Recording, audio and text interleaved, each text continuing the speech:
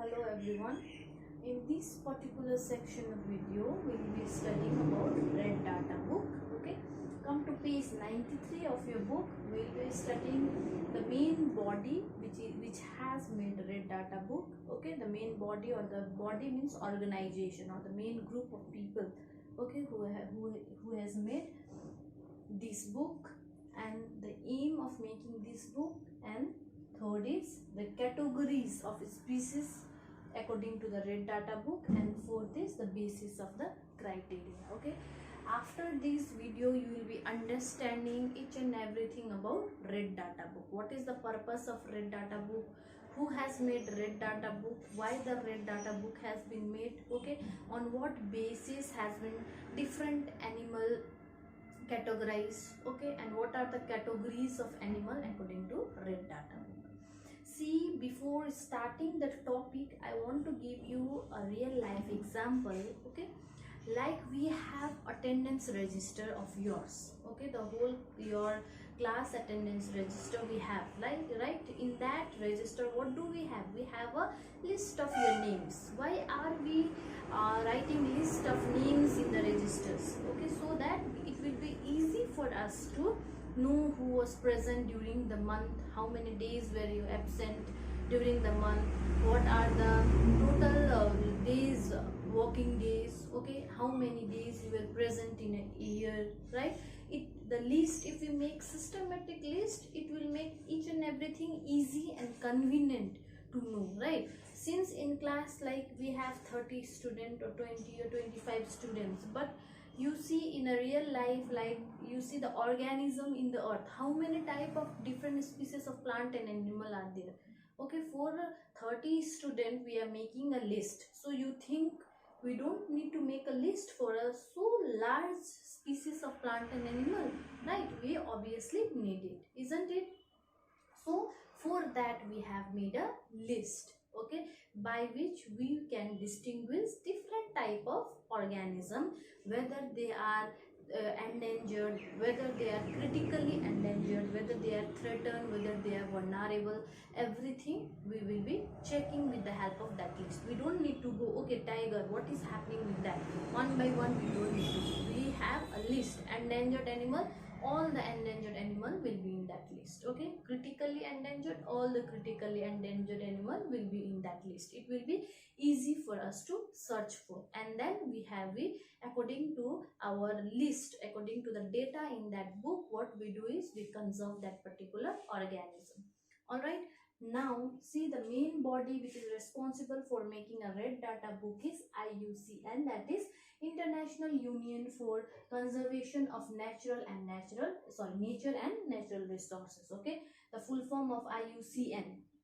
IUCN is an international organization which was made in order to conserve nature as well as natural resources in the whole earth, that is globally. Okay, what is IUNC? It is a global organization which focuses on conservation of nature and natural resources. Okay, now the aim to make this red data book, okay, to make the aim of this body was to maintain the list of the threatened species. Okay, the aim of this body to make a red data book is to maintain the list. See, I told you, to make the list of threatened species of plant and animal, known as IUNC Red List of Threatened Species. Okay, this is very important.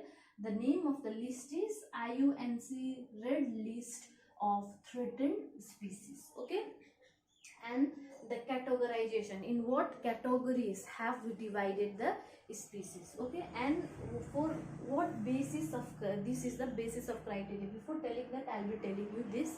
Okay, in what basis have we prepared the list, whether in what basis, by what means we are knowing that this particular organism is in danger, this particular organism is in near danger, this particular organism is in critically danger condition. Okay, how have we segregated them? Okay, first thing is by looking the rate of decline.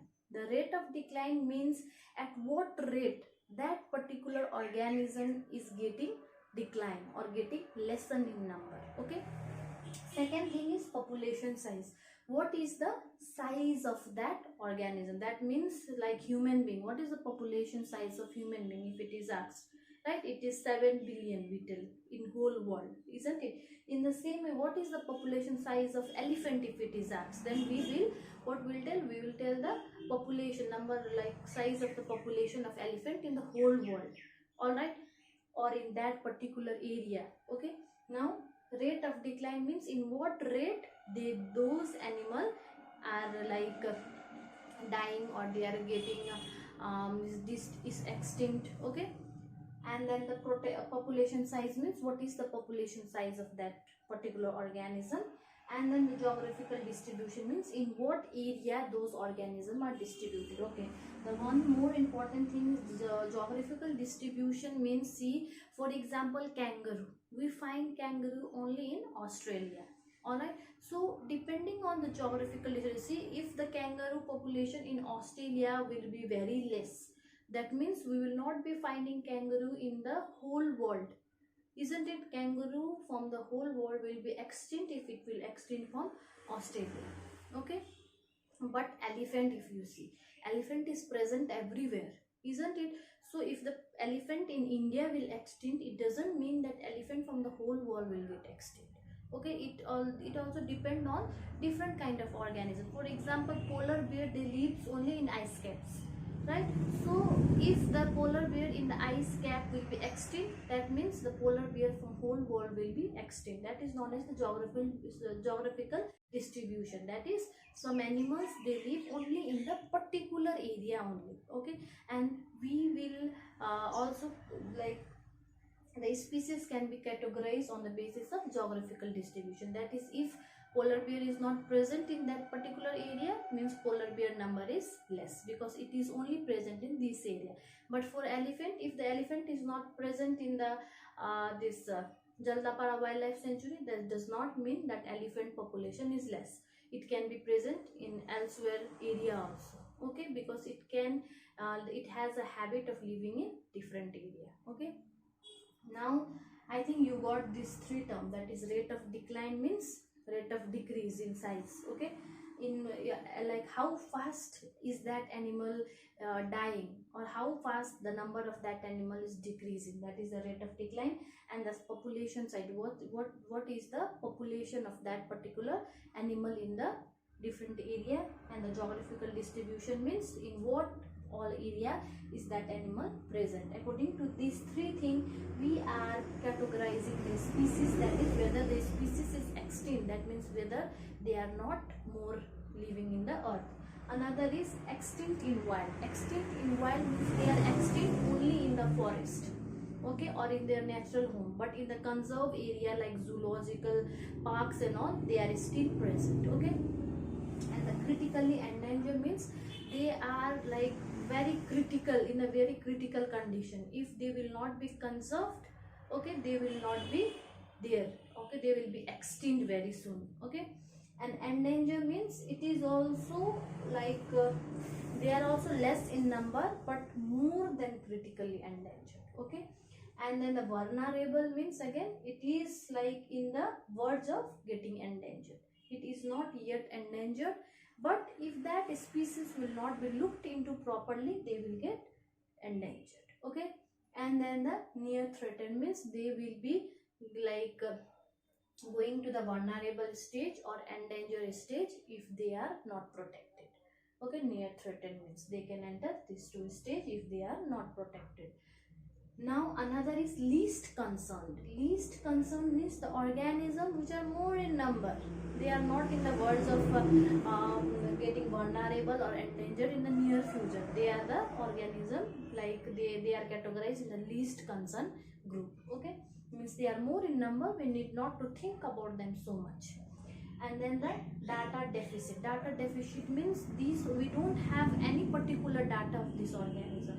Okay, for example, what we are doing, we are collecting the data. We are going to different kind of forest, wildlife photographer and all. They go to the different part of the forest. You see the National Geography with the channel. The people, they go to a different area in the forest and they survey for the organism, isn't it? So data deficit means they have not seen that particular organism.